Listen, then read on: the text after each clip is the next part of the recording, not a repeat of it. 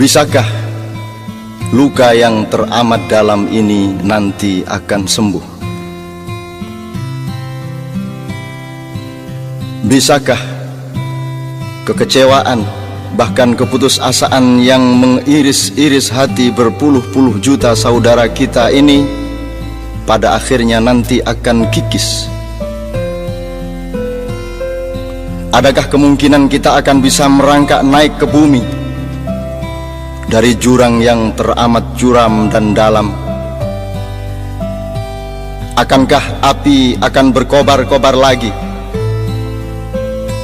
Apakah asap akan membubung lagi dan memenuhi angkasa tanah air? Akankah kita semua akan bertabrakan lagi satu sama lain, jarah menjarah satu sama lain dengan pengorbanan yang tidak akan terkirakan? Adakah kemungkinan kita tahu apa yang sebenarnya sedang kita jalani? Bersediakah kita sebenarnya untuk tahu persis apa yang sesungguhnya kita cari? Cakrawala yang manakah yang menjadi tujuan sebenarnya dari langkah-langkah kita? Pernahkah kita bertanya bagaimana cara melangkah yang benar? Pernahkah kita mencoba menyesali hal-hal yang barangkali memang perlu disesali dari perilaku-perilaku kita yang kemarin? Bisakah kita menumbuhkan kerendah hatian di balik kebanggaan-kebanggaan? Masih tersediakah ruang di dalam dada kita dan akal kepala kita untuk sesekali berkata kepada diri sendiri bahwa yang bersalah bukan hanya mereka, bahwa yang melakukan dosa bukan hanya ia, tetapi juga kita? Masih tersediakah peluang di dalam kerendahan hati kita untuk mencari apapun saja yang kira-kira kita perlukan, meskipun barangkali menyakitkan diri kita sendiri? Mencari hal-hal yang kita benar-benar butuhkan agar supaya sakit kita ini benar-benar sembuh total. Sekurang-kurangnya dengan perasaan santai kepada diri sendiri untuk menyadari dengan sportif bahwa yang mesti disembuhkan itu nomor satu bukan yang di luar diri kita, tetapi di dalam diri kita. Yang kita perlu utama lakukan adalah penyembuhan diri, yang kita yakini bahwa harus betul-betul disembuhkan justru adalah segala sesuatu yang berlaku di dalam hati dan akal pikiran kita. Saya ingin mengajak engkau semua memasuki dunia ilir-ilir. Ler, ilir,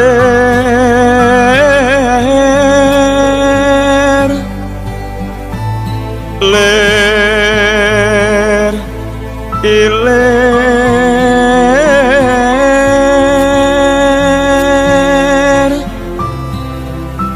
tandure wosumilir,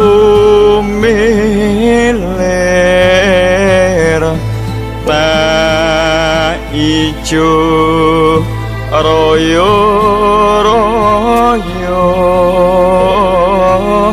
tak senggotek manten anyar. Kanjeng Sunan Ampel seakan-akan baru hari ini bertutur kepada kita, tentang segala sesuatu yang kita mengalaminya sendiri, namun tidak kunjung sanggup kita mengerti. Sejak 5 abad silam syair itu ia telah lantunkan dan tidak ada jaminan bahwa sekarang kita sudah faham. Padahal kata-kata beliau itu mengeja kehidupan kita ini sendiri. Alfa, beta, alif, ba, ta, kebingungan sejarah kita dari hari ke hari.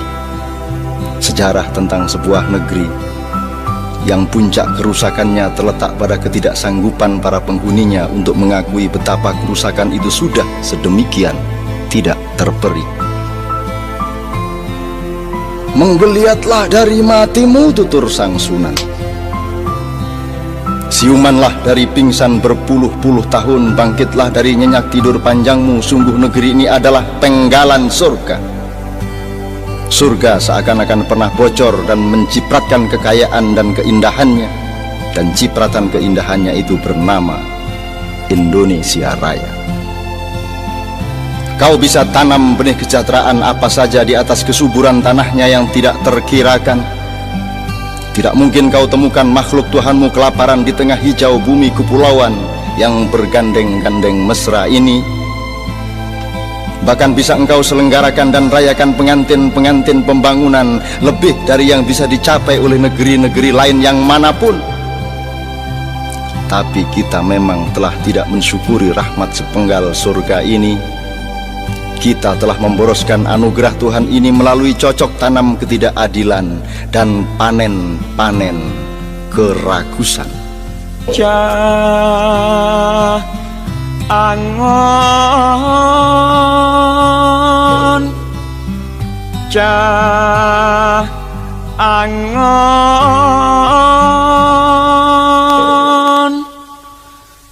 penekno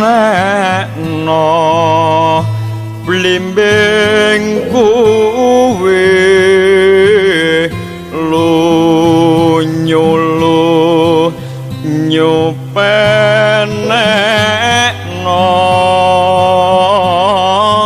kanggo mbasuh dodot ira.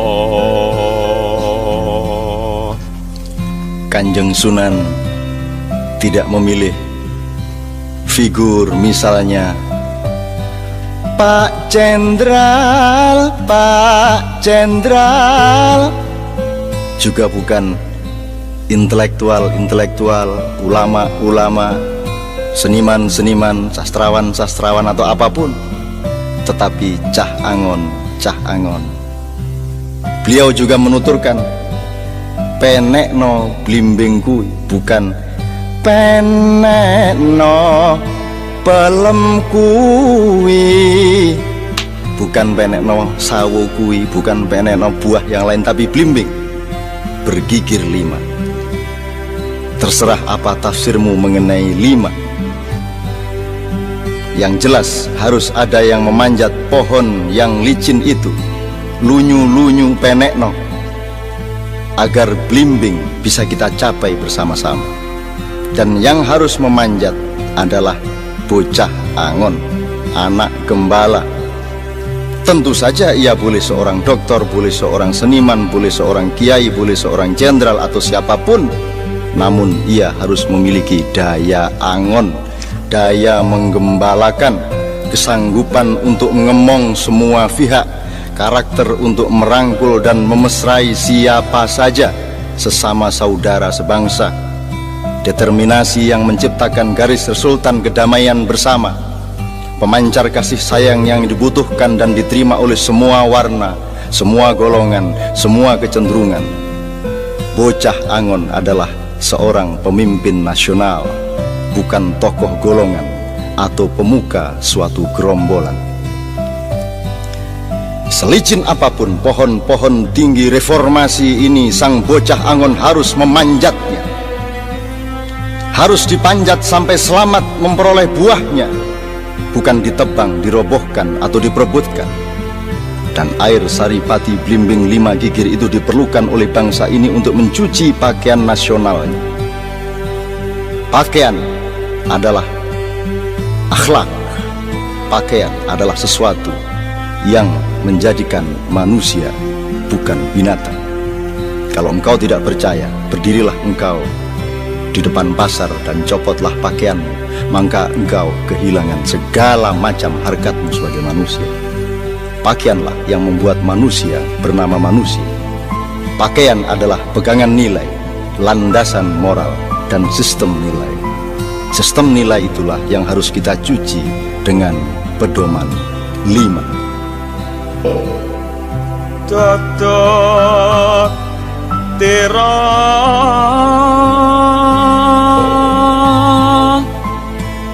dodot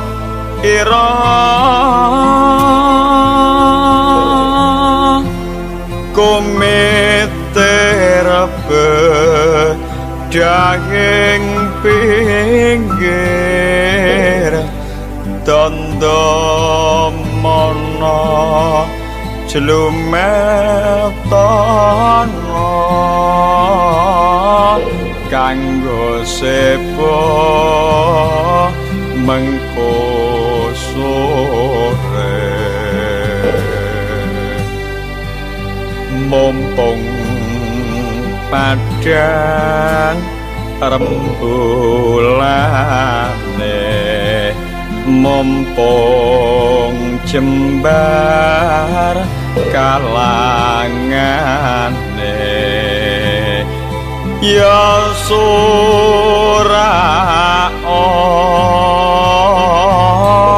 sura iyo